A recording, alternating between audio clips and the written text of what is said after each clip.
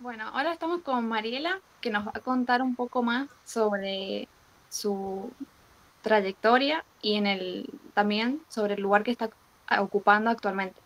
Mariela, contanos un poco más de vos para tener una pequeña introducción a la entrevista. Bueno, mi nombre es Mariela Velotti, trabajo en el Centro Atómico Bariloche, que depende de la Comisión Nacional de Energía Atómica. Más precisamente, yo estoy en el Laboratorio de Biotecnología. Estoy a cargo del Laboratorio de Biotecnología. Bien. ¿Querés contarnos un poco sobre el centro, algo que consideres bueno, para hablar? Dale. En el Centro Atómico Bariloche se hace investigación científica, ya sea también desarrollos tecnológicos y también se forman recursos humanos. Dentro del Centro Atómico Bariloche está el Instituto Balseiro, que tiene diferentes carreras. Una de ellas es la ingeniería nuclear, la otra es la licenciatura en física, la ingeniería en telecomunicaciones y la última es la ingeniería en mecánica. Además de esas carreras que son carreras de grados, existen los posgrados, las maestrías en ciencias de la ingeniería, en física, maestría en física médica, y también están los doctorados. Todo eso convive en el Centro Atómico Bariloche, además de los laboratorios como este de biotecnología que se dedica a la investigación básica y aplicada. Bien. ¿Qué trajo tu interés hacia la investigación? Uy, para eso nos tenemos que remontar a hace unos cuantos años. Yo estudié en la Universidad Nacional de Córdoba, en la Facultad de Ciencias Químicas. La Facultad de Ciencias Químicas tenía en ese momento un método de enseñanza que era no solamente la parte teórica, que la teníamos a la mañana, sino que a la tarde teníamos laboratorios. Todas las tardes teníamos laboratorios de las diferentes asignaturas. Y lo interesante en ese momento era que cada laboratorio estaba dado por un JTP, un jefe de trabajos prácticos, y esos jefes de trabajos prácticos investigaban y trabajaban en lo que nos iban a explicar. Entonces uno notaba que cada uno venía sumamente emocionado con el tema que tenía que dar. Y a veces el tema, para nosotros que éramos estudiantes, no era tan interesante, pero verle la motivación a ese docente transmitía a los estudiantes esa motivación. Y ahí fue la primera vez que yo vi a alguien que investigaba, porque la verdad que en la escuela secundaria jamás nos habían hablado de lo que era la investigación o que podíamos acceder a la investigación. Así que debería remontarme básicamente a mi formación de grado en Córdoba. Qué lindo. Sí, es lindo cuando te encontrás con esas personas que te contagian esa pasión por, por algo, porque es lindo, o sea, como que te abre la cabeza. O sea, Sí, es como, totalmente. La pasión por el trabajo es fundamental en lo que hagas. sí, totalmente. Em, Esto me decís que se remonta a tu grado. Después de tu grado, eh, ¿cómo fue evolucionando hasta llegar al lugar donde estás ahora? No sé si me Bien. expliqué bien. Sí, sí, sí, perfecto. Bueno, yo me recibí en Córdoba de bioquímica. Eh, Comencé la especialidad en microbiología y a los 2 años de haber empezado esta especialidad surge la posibilidad de presentarme a una beca que en ese momento había un convenio entre Instituto Balseiro y la Universidad Nacional de Buenos Aires, la UBA, para hacer un doctorado. Entonces aplicar es mandar básicamente todos tus papeles acá a Bariloche y ver si me tomaban o no. Bueno, uno pasa por distintas entrevistas, por exámenes, y me tomaron y comencé el doctorado en la parte académica la daba la UBA, el doctorado en medicina, que es lo que tengo, y el lugar de trabajo lo daba el Centro Atómico Bariloche. Y así comencé mi doctorado. Una vez que concluí el doctorado, que fueron 5 años, hice un postdoctorado y después del postdoctorado, como empecé a dar docencia primero en la Universidad del Comahue, en la Universidad Nacional del Comahue, en el Centro Regional Bariloche, y después ahora estoy en la Universidad Nacional de Río Negro, en la carrera de Medicina. También empecé a estudiar la especialidad en docencia universitaria. A veces me preguntan, ¿por qué estudiaste? Porque los profesionales en cualquier área, cualquier profesional puede ser muy bueno en su área, pero transmitirle a un estudiante y se nos complica un poco. Entonces, si nos vamos a dedicar, que es una función de la investigación, la docencia, necesitar tener las herramientas para ejercer esa docencia. Así que más o menos ese es mi recorrido hasta llegar como directora de este laboratorio. Muchas gracias. Ahora quería preguntarte más sobre tus responsabilidades actuales y, y tareas también que nos quieras comentar en el laboratorio de CEMIC. Bueno, ¿qué hacemos cuando dirigimos un laboratorio? Planteamos las líneas de investigación. Más allá de que no son líneas estrictas, sí tenemos un horizonte. ¿Qué vamos a investigar? ¿Sobre qué? ¿Y a qué le vamos a dedicar tiempo, recursos y fondos? Eso es fundamental en un laboratorio. Después hacemos lo que se llama la selección de estudiantes. O sea, ¿quiénes vamos a estar compartiendo el lugar de trabajo físico? Y eso es sumamente importante. ¿Por qué? Porque estamos muchas horas juntos, muchas. Normalmente es un trabajo de 8 horas, como cualquier trabajo.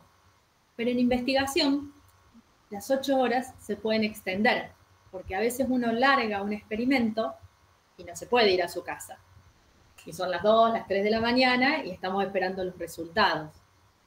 O, por ejemplo, otra cosa que pasa, nosotros probamos determinadas drogas oncológicas en su comportamiento en células cancerígenas.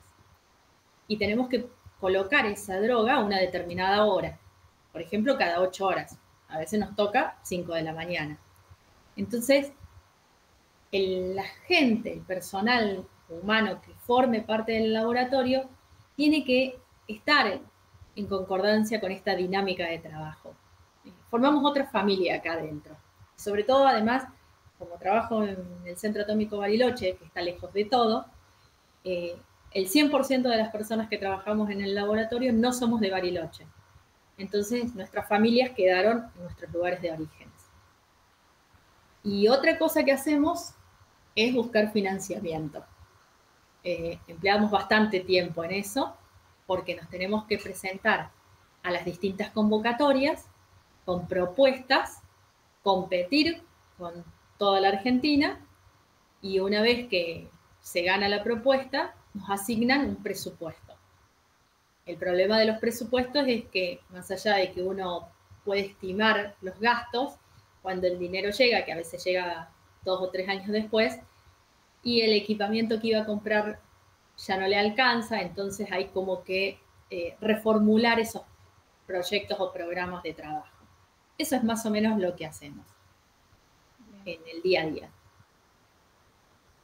Me imagino que las personas que están interesadas en esta área, en entrar, eh, tienen que eh, tener diferentes habilidades, como lo comentas vos, afines a esto, ¿no? De pasar por ahí mucho tiempo en el laboratorio, de, de ¿qué otra habilidad pensás que sería buena recalcar para una persona que esté interesada en Las habilidades se aprenden. O sea, lo que tenés que tener es motivación. Tenés que estar motivado, te tiene que gustar lo que vas a hacer. Si vos demostrás que te gusta, el resto lo vamos aprendiendo, no hay ningún problema. Ahora, ¿nos podrías comentar sobre alguna investigación en curso o, o previa que tenga interés para los estudiantes de bioingeniería que nos están viendo?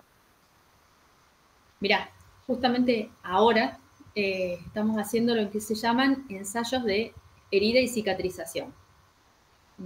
Normalmente en los laboratorios se tiene un tejido o una disposición de una monocapa celular, y lo que hacen es una rayita, digamos, con un tips de una pipeta. Eso genera lo que llamamos una herida, y a través de fotografías van viendo el tiempo que demora en cerrarse esa herida. Que va a ser diferente ese tiempo si son células normales, si son células cancerígenas, si son células cancerígenas tratadas con diferentes drogas, si son células cancerígenas irradiadas, etcétera, etcétera. Hay millones de variables. Nosotros, en vez de hacer esa herida con un tips de pipeta, lo hacemos sobre microelectrodos que tienen un diámetro de 250 micrones y que son de oro, y le hacemos pasar una corriente eléctrica. Entonces después, por un proceso que se llama un proceso físico de impedancia eléctrica, que mide resistencia y capacidad, vamos monitoreando esa formación nuevamente de la monocapa, bajo estas distintas condiciones que te fui nombrando. Eso es lo que estamos haciendo exactamente en este momento. Muy bien. Entonces podemos decir el tiempo que demora en cicatrizar la herida en una célula que ha sido irradiada, por ejemplo. Es muy interesante. ¿Alguna vez tuviste algún pasante o becario de doctorado de ingeniería o de bioingeniería, perdón, de ingeniería biomédica? De ingeniería muchos, pero porque bueno, al tener acá en el Instituto Balseiro todas estas ingenierías, muchos de los que se reciben se quedan haciendo el doctorado acá. Y más allá de que parezca un poco raro que un ingeniero nuclear termine en un laboratorio de biotecnología, ha ocurrido. De bioingeniería tuvimos una pasante que no se había recibido todavía, está ahora por recibirse, en un programa que teníamos en conjunto con la Fundación INVAP. Sí, tuvimos una chica. Y resalto lo de que era una chica, porque también es cierto que en las ingenierías en general son más varones que mujeres. ¿Consideras que un bioingeniero o ingeniero biomédico está apto para trabajar en el laboratorio?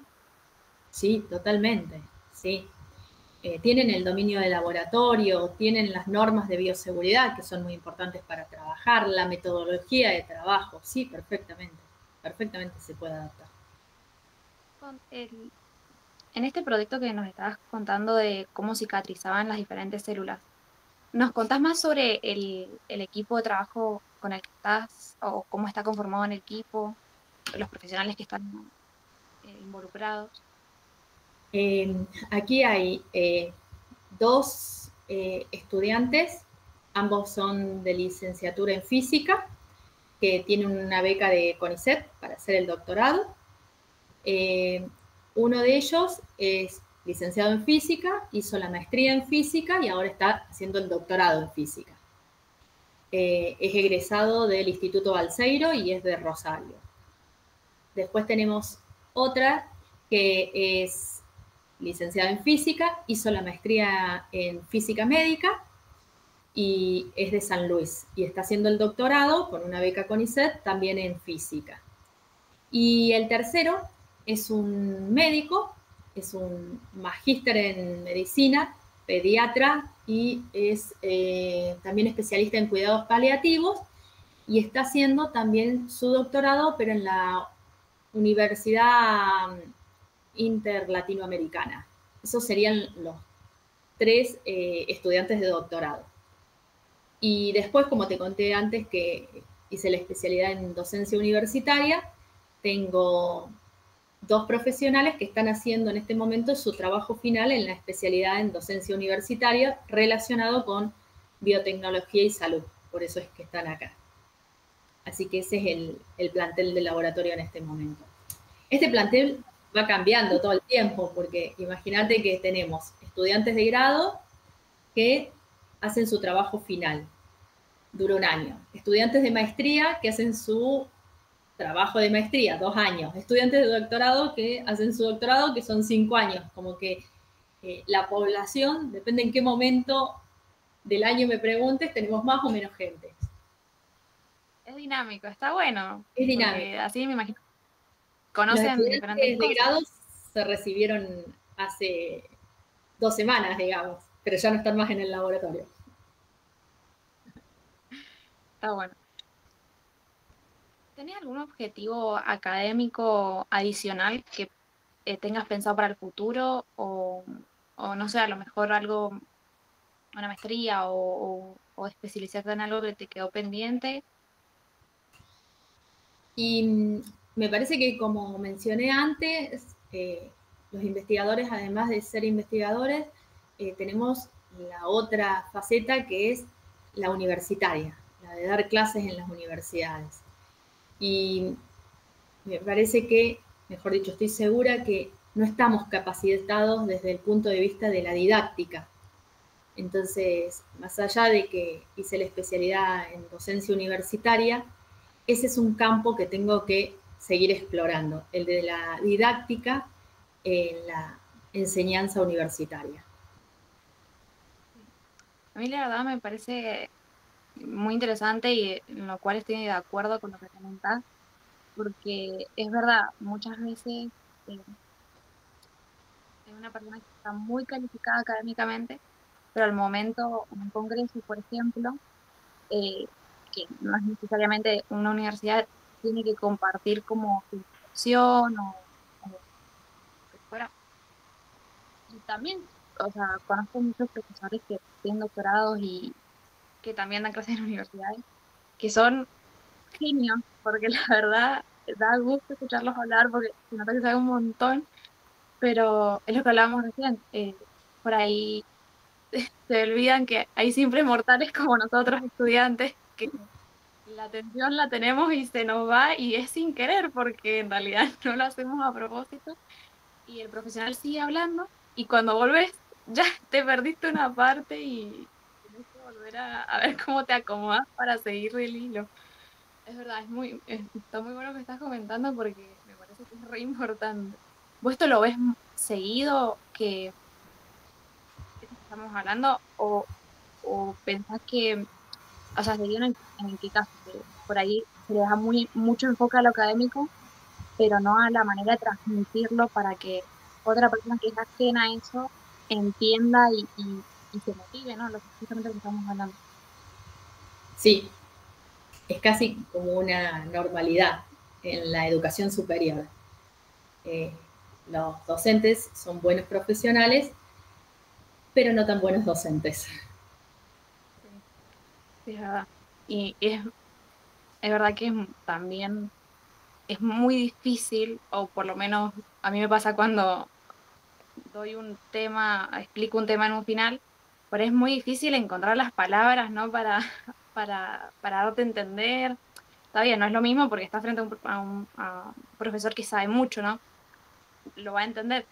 Me imagino en un escenario donde una persona no tiene ningún conocimiento y tenés que como arrancar de cero, también se debe hacer mucho más complicado encontrar las palabras y no equivocarte porque tenés que ser fiel a conceptos también que por ahí son tajantes, ¿no? O sea, no hay otro concepto más que este.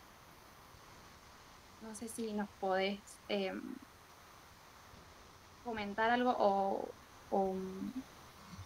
por ahí vamos a dejar como de lado un poco los profesionales y dar como al estudiante que nos está mirando, que por ahí le pasa, ¿no? Eh, si nos puede dar alguna herramienta para explicarnos mejor en un tema o no sé cómo decirlo, o sea, algún consejo para poder darnos a explicar unos pequeños tips para, para ayudarnos en un final o algo muy cortito. Lo primero tenés que estudiar.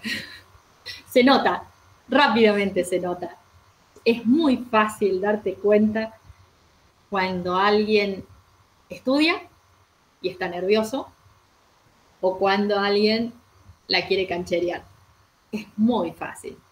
Para quienes ejercemos la docencia desde hace muchos años, a veces por una cuestión simplemente de tratar de ayudar al estudiante y que no se vaya tan mal, pero en las primeras palabras ya te das cuenta. La actitud con la que entras ya te define. Y no es que entras seguro, sino que las primeras palabras te definen rápidamente. ¿Qué te diría? Que te enfoques en la pregunta. Por lo general, se enrollan mucho más de la pregunta que realmente te están haciendo. En general, la pregunta es muy grande para ubicarte en tema. Y el estudiante empieza con algo tan fino que vos decís, uy, acá en cualquier momento se va a equivocar porque empezó muy desde abajo. Entonces, lo que sería importante es escuchar la pregunta, escuchar prestándole atención, sin tratar de ir respondiendo antes que termine la pregunta, y después ajustarte a la respuesta de esa pregunta. Y después no te queda otra. Hay que estudiar. Algunos con una horita ya está, otros nos llevan más tiempo, pero no queda otra. Y es una muy linda etapa la del estudiante. Sí. Ahora, saliendo un poco de este, o bueno, sí, tiene como relación, ¿hubo alguna situación que hoy en día hubieras enfrentado diferente respecto a tu carrera que quisieras comentar a los estudiantes?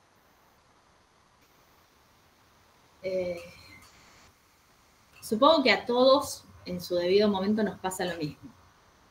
Nos recibimos y salimos desesperados al mercado laboral. Y nos estamos recibiendo con 23, 24, 25 años. Todos somos chicos. Nosotros todos nos vemos grandes, ¿no? Pero en realidad somos todos chicos. Y tenemos una desesperación por ganar dinero. Y en realidad eso nos lleva a cometer errores, a meternos tal vez en una empresa, en un hospital, en cualquier laburo que nos hace perder tiempo y nos desenfoca del objetivo que teníamos cuando ingresamos a la universidad. Yo sé que no es fácil, porque no es fácil, todos queremos nuestro dinero, pero trataría de enfocar los objetivos, porque es el tiempo de preparación. Después de 10 años es muy difícil volver, lo veo todo el tiempo. Trabajo, por ejemplo, con médicos que se recibieron y están en el hospital y me dicen, yo quiero hacer un doctorado, y pasaron 10 años, y es muy difícil volver a la parte académica.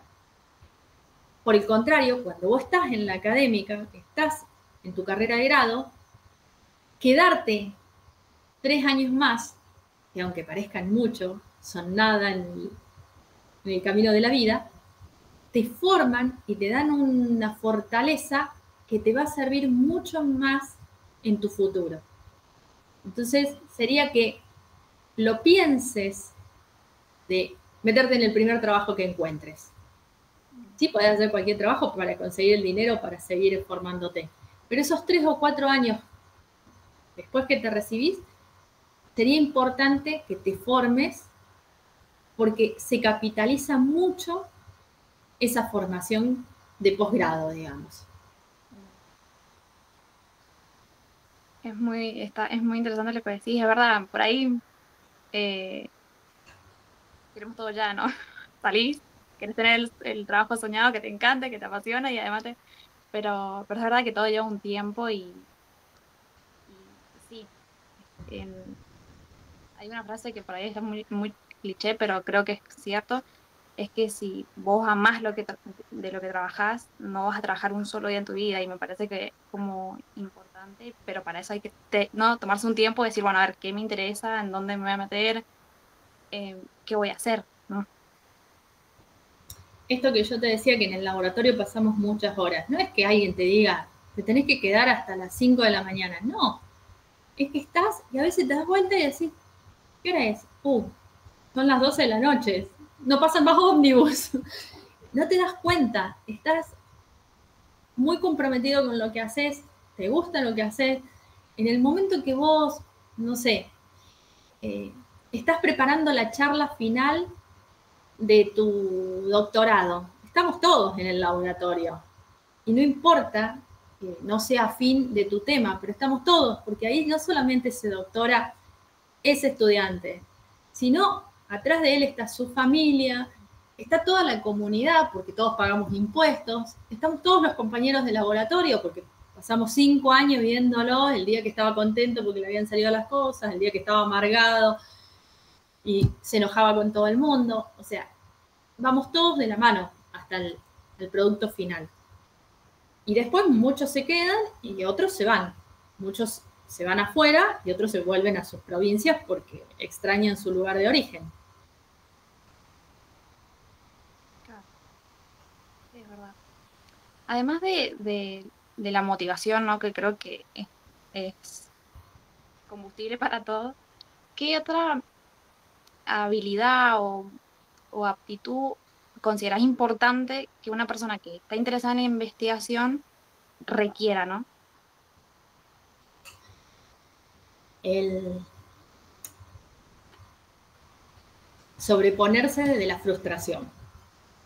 Cuando vos estuviste un mes midiendo y llegaste a la conclusión que lo que me diste no estaba bien, ese día no te vas muy contenta. El otro día no querés volver, básicamente. Porque decís, ¿qué hice todo este mes? O sea, me pasé 24 horas midiendo para que estuviera mal, porque me di cuenta que había un falso contacto, por ejemplo. O que había hecho mal la dilución de una droga. Y todo eso pasa, ¿eh?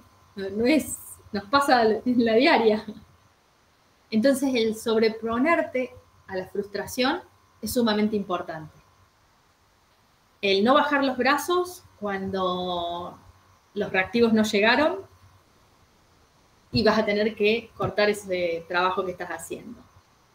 Siempre hay algo que uno puede ir haciendo mientras espera el subsidio, el reactivo, las células, el informe de trabajo, etc. Creo que es muy importante. Y trabajar contenido. Nosotros tenemos un equipo que se contienen mutuamente y trabaja interdisciplinariamente. Esto que yo te decía, que tenemos físicos, médicos, bioquímicos, ingeniero electrónico, ingeniero nuclear, todos trabajamos en equipo. Y en el centro atómico en particular, también se trabaja en equipo. Muchas veces, no sé, necesitamos que alguien nos arregle la incubadora, el termostato de la incubadora. Vos decís, no es tan complicado. Bueno, pero si me pongo yo a arreglarlo, voy a demorar una semana. Si se lo llevo a los chicos de electrónica, en 24 horas lo tengo listo. Ya tiene el fusible que necesitaba y ya está. Eso también es importante, trabajar en un equipo, no aislarse. Y es lo mismo para cuando sos estudiante, ¿no? O sea, es mucho más fácil estudiar en grupo, estudiar solita en mi casa. Sí, es verdad, es verdad. Algo que recién escuché que me parecía como importante para que nos vea, ¿no? En el caso de querer entrar a investigar, pero no poderlo hacer en un ámbito privado, ¿hay becas para ingresar a estudiar al Centro Atómico de Bariloche? ¿Qué requisitos hay? Comentanos un poco más sobre este. Sí, hay muchas becas. Bueno, las más comunes son las becas de doctorado, que es cuando vos ya te recibiste, tenés una carrera de grado y aplicás es un término que se usa para decir, mandás tus papeles, sería, a CONICET. Esas son las más comunes, las de doctorado que da CONICET. Uno presenta un plan de trabajo con su director, presentan todos los avales del estudiante y del director, y CONICET tiene un determinado tiempo en donde revisa todo y después expone un orden de mérito de quiénes entran y quiénes no. Esa es la típica beca. Después acá también hay becas de maestría, aplicás a maestría, en esto que te decía, en física, en ingeniería, en maestría en física médica. Y también hay unas becas que son becas de grado, donde todavía no te recibiste y venís a hacer como un recorrido por los distintos laboratorios del centro atómico. Que esa es muy interesante porque no estás recibido, entonces podés ver en qué trabaja determinada gente en los laboratorios. Y haces un contacto. Después de ese contacto te quedas, me parece que eran 2 o 3 semanas, en ese laboratorio, siendo parte del laboratorio, y al final de esa beca se exponen unos pósters y queda ese contacto, y entonces vos volvés, te recibís y ya tenés el contacto hecho. De todas formas, en la página del Instituto Balseiro están todas las becas que hay aquí y los requisitos necesarios, depende. Por ejemplo, si, no sé, si querés cambiarte de tu carrera y estudiar, te digo cualquier cosa, ingeniería nuclear, tenés que haber hecho mínimo 2 años en otra universidad, rendir un examen y venís a estudiar ingeniería nuclear y te pagan una beca para que solo estudies. Ahora, los primeros días de agosto ingresaron los estudiantes que van a estar este año, por ejemplo. O sea que hay bastantes posibilidades de beca. Está bueno saberlo, está bueno difundirlo. Ahora, como más para cierre, ¿considerás que nos faltó alguna pregunta o un dato importante para agregar? No, creo que las preguntas estuvieron muy bien, Luz. Y invitarlos a que si creen que les gusta la investigación, prueben venir. A mí me apasiona, pero bueno, no necesariamente a todo el mundo le tiene que gustar esto. Pero si no están todavía decididos, hagan el intento. Hagan el intento y después tomen la decisión.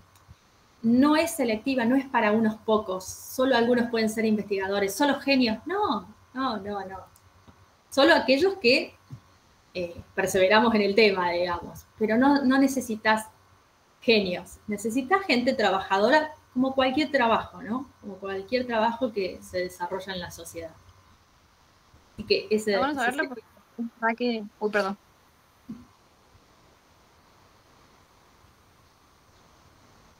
Está bueno saberlo porque muchas veces relacionamos, ¿no? La investigación, el científico, con alguien con un alto promedio, un genio, lo acabas de decir vos. Y está bueno que nos des como otra perspectiva para tener en cuenta. Y nada, muchísimas gracias, Mariela, la verdad, nos ha encantado poder tener este encuentro con vos. Es muy interesante todo tu desempeño académico. Lo dije cuando no estábamos, no habíamos empezado. Nada, es increíble. O sea, eh, y nada, muchísimas gracias por habernos dado esta oportunidad para sacarnos dudas, para hacer diferentes cosas. Y nada, eso. Muchas gracias y quedan abiertas las puertas del Laboratorio de Biotecnología del Centro Atómico Bariloche. Así que los esperamos. Si vienen por Bariloche, los esperamos acá y les contamos en vivo qué hacemos. Gracias, Lu.